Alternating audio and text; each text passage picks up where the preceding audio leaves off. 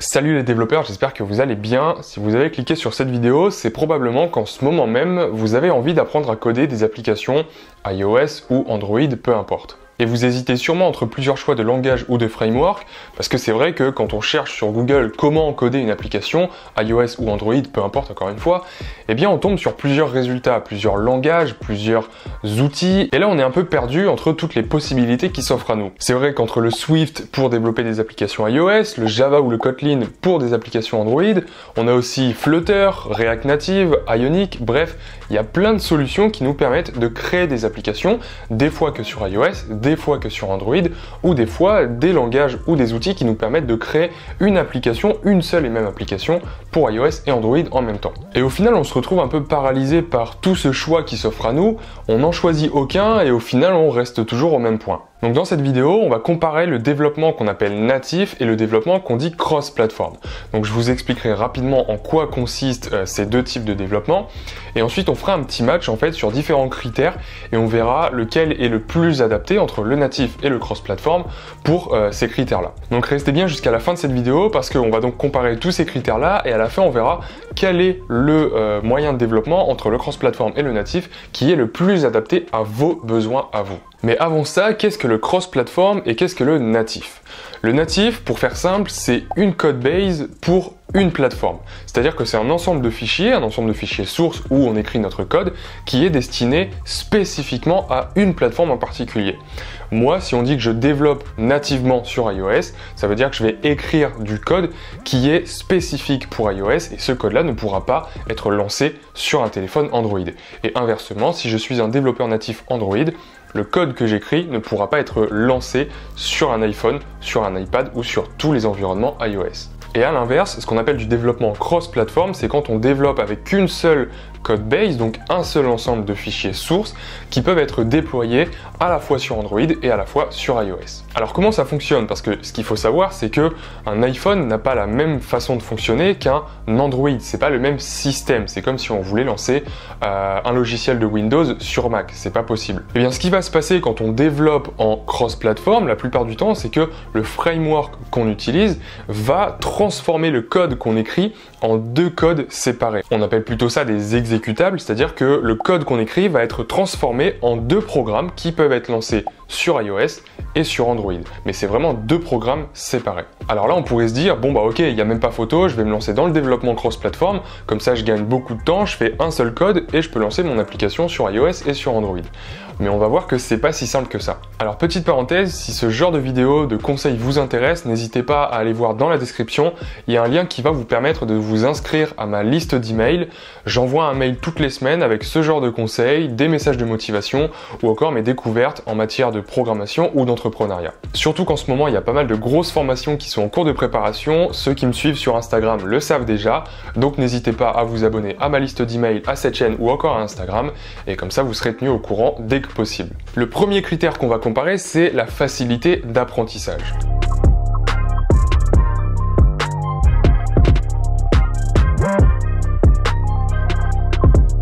Ce qui se passe avec le développement cross-platform, c'est que la plupart du temps, comme on l'a vu en introduction, eh bien, il va cacher des choses, il va cacher des comportements dans le code. Alors ça peut avoir des inconvénients comme des avantages. Si on fait le parallèle entre le développement et la construction d'une maison, par exemple, eh bien, le cross-platform, c'est un peu comme si on allait chercher une maison préfabriquée, c'est-à-dire qu'on a juste à assembler les murs et le toit et on a notre maison. Donc ça va plus vite, certes, mais le jour où il faut faire une réparation, le jour où il faut changer une pièce de la maison, eh bien là ça va être plus compliqué parce que tout a été fait pour que la maison soit comme ça, et le jour où on doit changer une fenêtre, une partie du mur, eh bien là ça risque d'être un peu plus compliqué. Alors que si on développe en natif, c'est-à-dire qu'on construit notre maison nous-mêmes en posant la première brique jusqu'à la dernière tuile, eh bien dans ce cas-là, certes, ça va prendre plus de temps, mais au moins on va comprendre comment est construite chaque partie de la maison. Donc sur ce premier point qui est la facilité d'apprentissage, on est sur un match nul parce que certes, le cross-platform va en général plus vite à maîtriser, on peut apprendre plus vite à développer une application cross-platform. Par contre, lorsqu'il faut rentrer dans les détails, là ça devient plus compliqué et le développement natif l'emporte. Le deuxième point sur lequel on va comparer ces deux méthodes, c'est le prix du développement.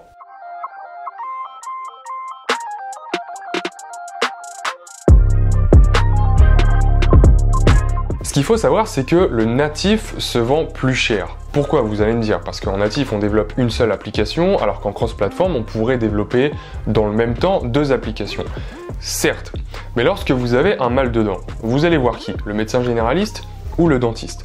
Le dentiste, bien évidemment, et c'est tout à fait normal. Quand on a un problème à résoudre, on a tendance à vouloir aller vers un spécialiste. Et le spécialiste, celui qui s'y connaît le mieux dans telle ou telle plateforme, Android ou iOS, eh bien, c'est le développeur natif. Donc forcément, des développeurs natifs, c'est plus rare et du coup, c'est plus cher. Donc pour le développeur qui, lui, doit gagner de l'argent, c'est une victoire pour le natif.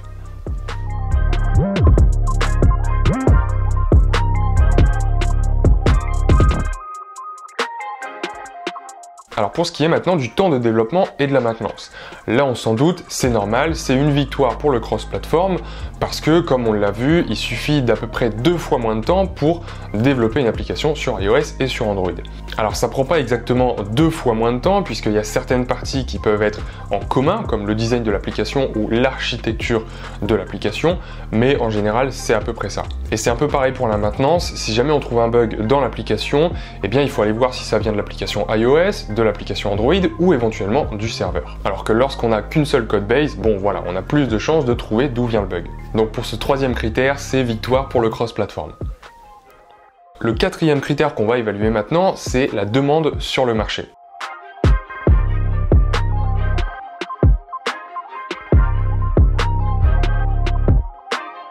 Alors là, selon moi, il faut séparer 2 marchés, celui des grandes entreprises et celui des startups. Les grandes entreprises, comme elles ont un budget assez conséquent, elles vont avoir tendance à aller chercher des experts dans leur domaine, c'est-à-dire des développeurs natifs. Alors attention, je ne suis pas en train de dire qu'un développeur cross-platform est moins bon qu'un développeur natif, c'est juste qu'un développeur cross-platform, en général, il va s'y connaître moins en profondeur sur les OS sur lesquels il travaille, puisqu'il travaille sur les 2 en même temps, donc forcément il a moins de temps pour approfondir l'un ou l'autre. Donc ces grosses entreprises, eux, comme elles ont un budget conséquent, elles vont pouvoir se permettre de payer 2 fois plus de développeurs pour développer une même application, donc 2 développeurs natifs sur iOS et sur Android. Alors que pour une startup qui en général va vouloir rogner sur son budget, eh bien elle va embaucher un seul développeur pour créer les 2 applications sur iOS et sur Android, et donc là forcément elles vont vouloir chercher un développeur cross-platform. Donc là pour le coup, sans s'embêter à aller chercher des statistiques sur les sites de recherche d'emploi, je pense qu'on est sur un match nul entre développement natif et cross-platform.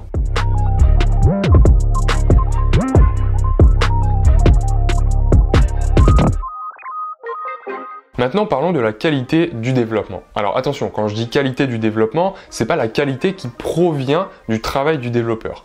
Bien sûr que le développeur aura un rôle significatif à jouer dans la propreté du code, dans la propreté de ce qu'il va développer. Mais ce que je veux dire par là, c'est que souvent sur iOS et sur Android, on a des paradigmes différents, on a des façons de penser différentes. Il y aura des design patterns différents, c'est-à-dire qu'on va organiser l'application différemment quand on est sur iOS ou quand on est sur Android. Je ne vais pas rentrer dans les détails. Et ces frameworks, ces outils qui nous permettent de développer en cross-platform sur Android et sur iOS en même temps, ils vont essayer de trouver des paradigmes, des façons d'organiser le code un peu mixtes entre ce qui se fait sur Android et ce qui se fait sur iOS.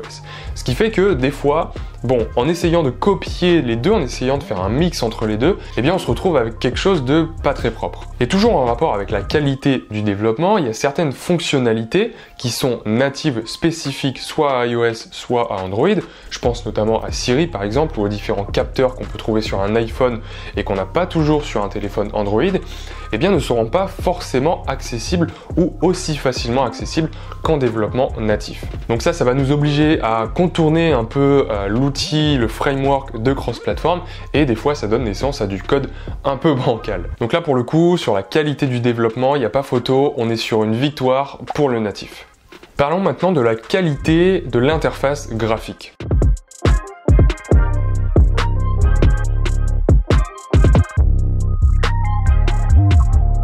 Alors déjà, ce qu'il faut comprendre, c'est que les outils de cross-platform, dans certains cas, vont essayer de transformer du code et de le créer donc en natif sur iOS et sur Android, mais ça va jusqu'à l'interface graphique. Je prends un exemple. Imaginons que dans mon application avec mon framework de cross-platform, je veuille ajouter un switch, ce bouton qui peut être soit on, soit off. il a un design particulier sur iOS et il a un design particulier sur Android. Et bien ce que va faire mon outil de cross-platform, c'est prendre ce code-là dans lequel je lui ai dit ok, je veux un switch à tel endroit, et il va créer ce fameux switch assez arrondi avec un fond vert en général sur iOS et le même switch un peu plus flat design qu'on appelle Material Design, qui est le design de Google, sur Android. Alors ça, encore une fois, ça a des avantages comme des inconvénients. Le premier inconvénient que je vois, c'est que on ne contrôle pas tout à fait notre design, on ne contrôle pas à 100% le rendu de notre application. Et je peux prendre un exemple encore plus concret, le Flutter par exemple, que j'ai un peu utilisé, se base énormément sur ce qu'on appelle donc le Material Design, qui est développé par Google et qui est utilisé sur les téléphones Android. Et du coup, en développant une application Flutter avec les outils classiques, c'est-à-dire sans importer de librairie particulière pour avoir un design sur iOS, et bien typiquement on se retrouve avec une application au look d'Android sur un iPhone, ce qui est pas top du tout. Alors là effectivement on pourrait se dire bon, à la limite c'est des détails, tant que l'application marche bien et qu'elle est belle, bon c'est pas grave. Oui, mais ça dépend quelles ambitions vous avez pour votre application, parce qu'il faut savoir que c'est très important de garder l'utilisateur dans un environnement qui lui est familier. Si vous avez un iPhone, vous savez bien de quoi je parle, les boutons sont les mêmes, on a toujours la même façon de naviguer, on sait que si on swipe à droite ou à gauche, il va se passer ça, etc. etc. Et je pense que c'est la même chose pour un utilisateur d'Android. L'utilisateur a ses habitudes et il faut essayer au maximum de le garder dans sa zone de confort. Parlons maintenant des mises à jour et des nouvelles fonctionnalités.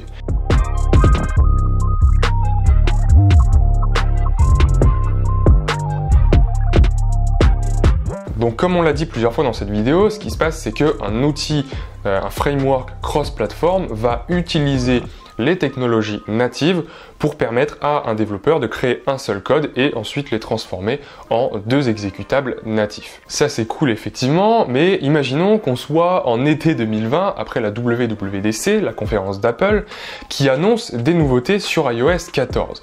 Typiquement les widgets ou encore les app clips, une version simplifiée d'une application qu'on peut utiliser sans même télécharger l'application.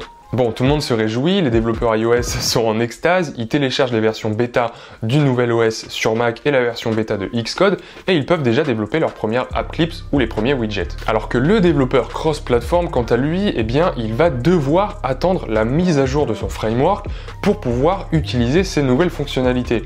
Parce que effectivement, derrière chaque technologie, chaque framework de cross-platform, on a des développeurs qui vont développer ce framework. Donc il faut attendre que ces développeurs-là fassent les mises à jour pour ensuite pouvoir utiliser les nouvelles fonctionnalités natives aussi bien sur iOS que sur Android. Donc là pour le coup, c'est victoire sans équivoque du développement natif.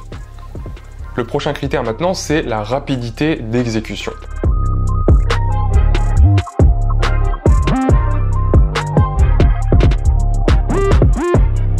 Donc là, encore une fois, comme on l'a dit plusieurs fois à travers cette vidéo, ce qui se passe avec du développement cross-platform, c'est qu'on a une brique, en fait, on a des briques entre le matériel, l'appareil iOS ou Android, et l'application. Des briques, en fait, qui vont faire le lien entre le code et les appareils iOS ou Android. Et ces briques-là vont justement ralentir l'exécution de l'application. Alors, ça se voit pas forcément.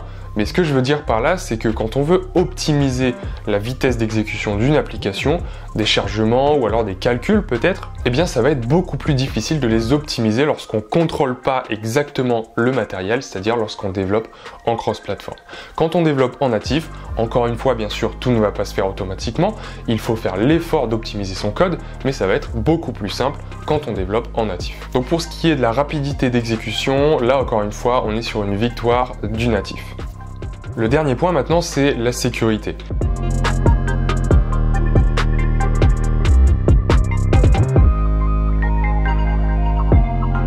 Et là-dessus, on va y passer très rapidement parce que c'est les mêmes arguments que le critère précédent. Parce que, effectivement, lorsqu'on a des briques qui font le lien entre notre code et ce qui se passe sur l'appareil, eh bien, en fait, on a différentes brèches, on ajoute des brèches possibles à notre application. Des endroits où la sécurité va être mise en péril. Et là, on peut prendre l'exemple d'un véhicule. Si on a une Tesla, alors, je veux pas cracher sur Tesla, mais les véhicules électriques en général, avec un ordinateur à l'intérieur, seront beaucoup plus facilement attaquables qu'une vieille 4L avec juste un moteur et 4 roues. Donc pour le coup, encore une fois, le natif l'emporte quand il s'agit de sécurité. Alors maintenant, avant de terminer cette vidéo, je voudrais faire un rapide récapitulatif et faire le point sur, en fonction de votre situation, de vos besoins, lequel est fait pour vous. Si vous avez absolument besoin de toutes les fonctionnalités de l'appareil ou des fonctionnalités bien précises qui sont présentes sur iOS et pas sur Android ou inversement, si vous avez besoin d'une interface utilisateur et d'une expérience utilisateur surtout irréprochable, ou encore si vous voulez une application qui puisse être mise à jour facilement avec les nouvelles fonctionnalités comme on a parlé pour les app clips ou les widgets sur Android, et bien dans ce cas-là, il faut absolument se tourner vers du développement natif. Si maintenant vous êtes prêt à faire quelques concessions sur l'interface utilisateur ou encore l'expérience utilisateur, que vous n'avez pas forcément énormément de temps pour développer votre première application, on imagine par exemple que vous êtes en train de créer une startup, et que vous n'avez pas besoin d'animation complexe, d'une interface très précise, alors dans ce cas-là, c'est peut-être bien de se tourner vers du développement cross-platform. Donc voilà, j'espère que cette vidéo vous aura aidé à choisir la technologie qui est la plus adaptée à vos besoins et que vous allez enfin vous lancer dans le développement dès ce soir ou dès demain matin. D'ailleurs, si vous voulez vous lancer dans le développement iOS, n'hésitez pas à aller voir dans la description, il y a un lien qui vous mènera vers ma plateforme de formation sur laquelle vous trouverez plusieurs cours complets comme par exemple le guide ultime du SwiftUI pour maîtriser donc le SwiftUI de A à Z et créer sa première application avec.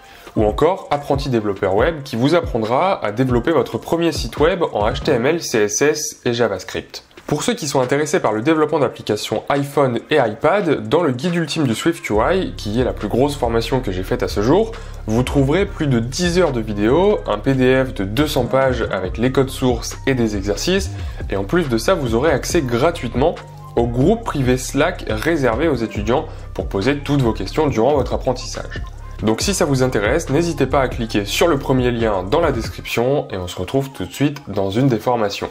J'espère que cette vidéo vous a plu, merci beaucoup d'être resté jusque là, n'hésitez pas à mettre un gros pouce bleu et à vous abonner si ce n'est pas déjà fait. Et sur ce, moi je vous dis à très bientôt dans une prochaine vidéo.